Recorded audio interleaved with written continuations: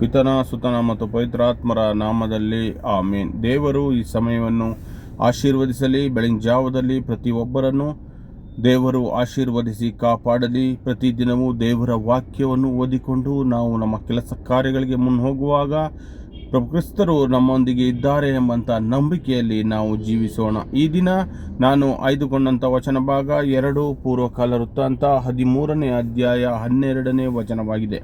ಈಗೋ ದೇವರೇ ನಾಯಕರಾಗಿ ನಮ್ಮೊಂದಿಗಿದ್ದಾರೆ. ನಿಮಗೆ ಯುದ್ಧ ಕಹಳೆಗಳನ್ನು ಮೊಳಗಿಸುವ ಯಾಜಕರು ನಮ್ಮೊಂದಿಗಿರುತ್ತಾರೆ. ಇಸ್ರಾಯೇಲರೇ, ಮನಪೂರ್ವಕ ದೇವರಾದ ಸರ್ವೇಶ್ವರೊಡನೆ ಯುದ್ಧ ಮಾಡಬೇಡಿ, ನೀವು ಜಯಿಸಲಾರಿರಿ ಎಂದು ಕೂಗಿ ಹೇಳಿದನು ಎಂಬುದಾಗಿ ಈ ವಾಕ್ಯ ನಮಗೆ ಹೇಳುತ್ತದೆ.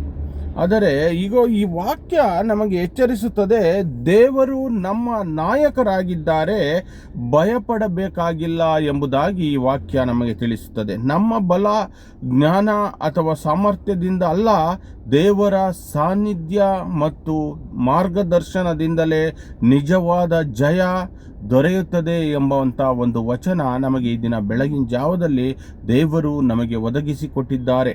ದೇವರ ವಿರುದ್ಧ ನಡೆಯುವವನು ಕೊನೆಯಲ್ಲಿ ಸೋಲನ್ನು ಅನುಭವಿಸುತ್ತಾನೆ, ಸೋಲನ್ನೇ ಕಾಣುತ್ತಾನೆ ಎಂಬುವಂಥ ವಚನ, ಈ ವಚನವು ನಮಗೆ ಸ್ಪಷ್ಟವಾಗಿ ತಿಳಿಸುತ್ತದೆ. ಆದರೆ ದೇವರ ಚಿತ್ತದಂತೆ ನಡೆಯುವವನು, ದೇವರ ಚಿತ್ತಕ್ಕೆ ವಿಧೇಯರಾಗಿ ನಡೆಯುವವರು, ಅವರ ಮೇಲೆ ಭರವಸೆ ಇಡುವವರು, ಅವರ ಮೇಲೆ ಭರವಸೆ ಇಟ್ಟು ಸದಾ ನಡೆಯುವವರು ಕಷ್ಟಗಳ ಮಧ್ಯದಲ್ಲೂ ಜಯವನ್ನು ಅನುಭವಿಸುತ್ತಾರೆ.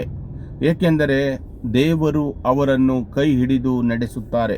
ದೇವರು ನಮ್ಮ ಜೀವನದಲ್ಲಿ ನಾಯಕರಾಗಿ ಮಾಡಿಕೊಳ್ಳಬೇಕು. ಪ್ರತಿಯೊಂದು ನಿರ್ಧಾರದಲ್ಲಿಯೂ ದೇವರನ್ನು ಕೇಳಿ ಅವರ ಮಾರ್ಗದಲ್ಲಿ ನಡೆಯಿರಿ. ಆಗ ನಿಮ್ಮ ಪರವಾಗಿ ದೇವರು ನಿಮಗೆ ಜಯವನ್ನು ಅನುಗ್ರಹಿಸುತ್ತಾರೆ. ಆಮೇನ್.